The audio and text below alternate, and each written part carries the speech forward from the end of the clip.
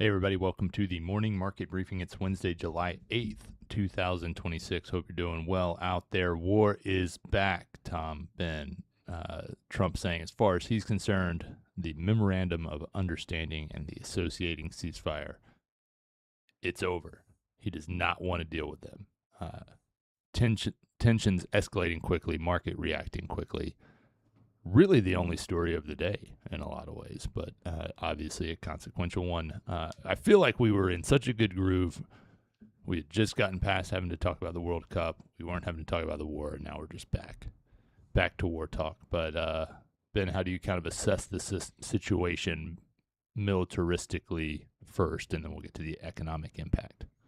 I mean, I think we're just kind of in the same zone that we were before, and I think it's going to be, actually, we didn't mean to fire on those cargo ships, and you responded, and we pretend there's a ceasefire, and there's not really a ceasefire. And I think at the end of the day, Iran is rebelling against potentially losing this leverage of controlling the Strait of Hormuz, and they don't want to lose that. They think that it's gone too fast. If I was from their perspective, I would have kind of signed this agreement thinking, yeah, we can still control the strait. And then once people start to get comfortable with it, they're just sailing through, and they're trying to reassert their dominance of it by shooting ships, which isn't going to end well. I don't think they're really necessarily thinking a couple steps ahead here. I don't know that they care. I mean, they have to know it's not going to end well. It's amazing to me, Tom, that they did not take the quote-unquote political victory despite massive decimation. I mean, I still maintain that we should have done the nuclear option 3 months ago. I said it then, I said it now. The only way these people are going to learn is the back of your hand. I mean, here's the thing, is that the core tenets of what their government/religion is loyalty and enmity, which is that you must be fiercely loyal to the religion, and the enmity piece is you must fiercely hate anyone who is not. And so, I mean, that's what you're dealing with. I mean, those are the core tenets: loyalty and enmity, and it applies to all things. And it has to do with when you sign a contract, you have to maintain that enmity, which means that you don't have to honor that contract, and you can do whatever it is that you want to anyone as long as they're not on your side. And that's what you're going to continue to have until you put them in a position where they absolutely have no ability to facilitate that enmity. It was interesting hearing Trump talk, Ben, because he sounded exasperated. It sounded like, I would say, like the exhausted parent, or like, I just don't even know what to do with this kid. We just got to get him to bed. Mm-hmm.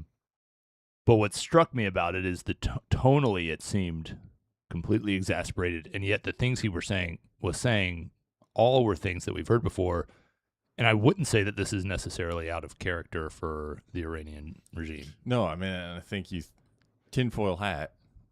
Why did Iran want to sign the deal initially? Was probably because they needed to get oil out of the country, and they couldn't get the oil out of the country. They were going to have to cap the wells, and so now they've gotten some out. They've pushed a lot of oil out, some from other countries as well, but a lot of Iranian oils hit the market.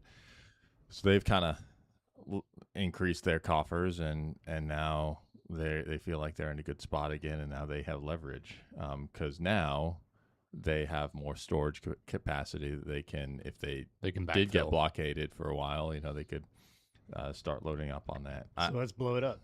I think that, I mean, I just think we're probably in this quagmire, and we're probably going to be in it for a long period of time. Do you think anything's politically different? It does seem like Trump has a little bit more separation from the Israeli component, given that, it was an American cargo ship that was targeted. Do you think this changes how NATO thinks about things and potential involvement? Do you think this changes the fervor with which strikes could come from the U.S.? I think NATO is upset about it and more aligned with Trump than initially. But even in the UK, you've got a prime minister that's on his way out.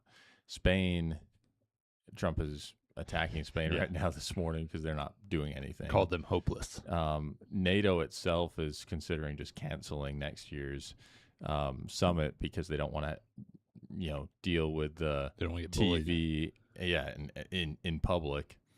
So, I mean, on one hand, you'd think that NATO should be more aligned with trying to get this figured out. On the other hand, I don't know if they will be. They've got a lot. And Marine Le Pen is running for election in France next year. So And she's the odds-on favorite as of yesterday.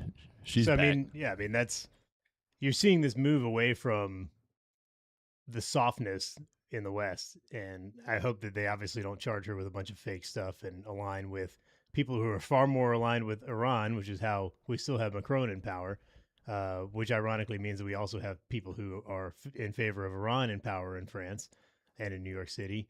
I mean, we need to move away from this because it's leading to worldwide chaos. I mean, honestly, what's to stop me from claiming asylum and moving to Switzerland and getting citizenship and getting welfare right now? Our country is at war. They're welcoming all asylum seekers. We would have some sick behind the scenes. Yeah, podcasts. like that's the thing is like all they do is, I mean, they're in full favor of this. I mean, this is what's going to happen. They're going to accept a lot of asylum seekers from places where there's war, and those people are going to get on welfare, get elected, and then that's how this whole game plan works.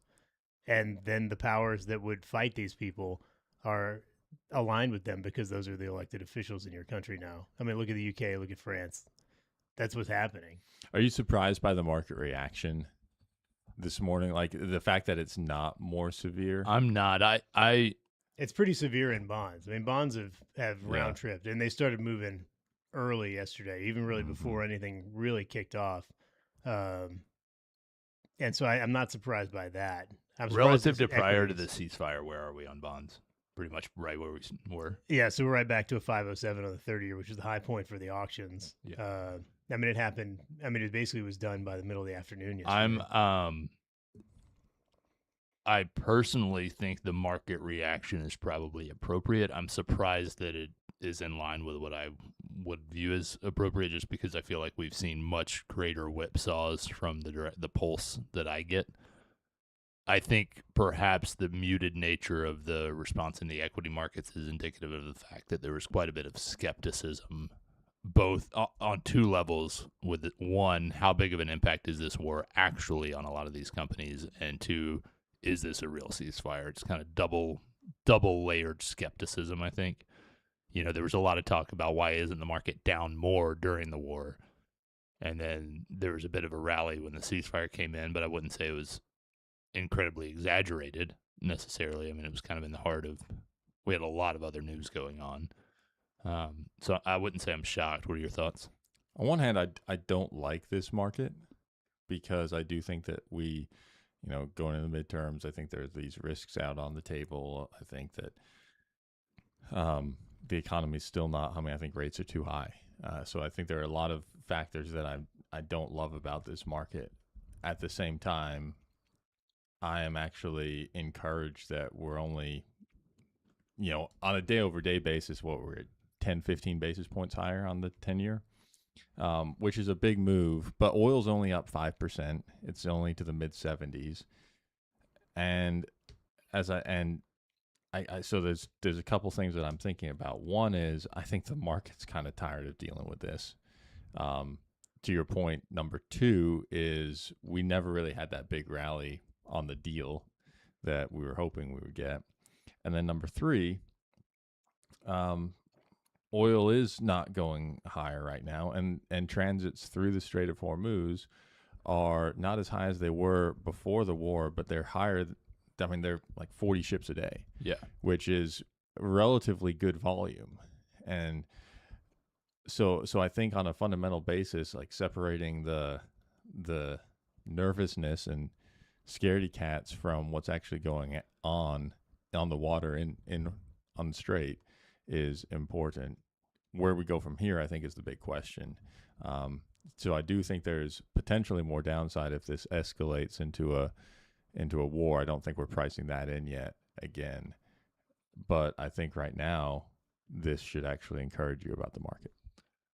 We will get FOMC minutes out today at 2 p.m., Tom. Could be a little bit more noteworthy than normal, just given what we talked about yesterday and the speed and efficacy with which Warsh has kind of changed the MO of the Fed. Do you think it'll be noteworthy?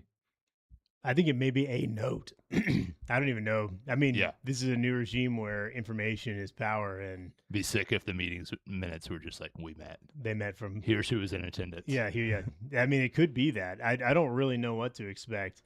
It's possible because the forward guidance is the thing that Kevin Warsh is so,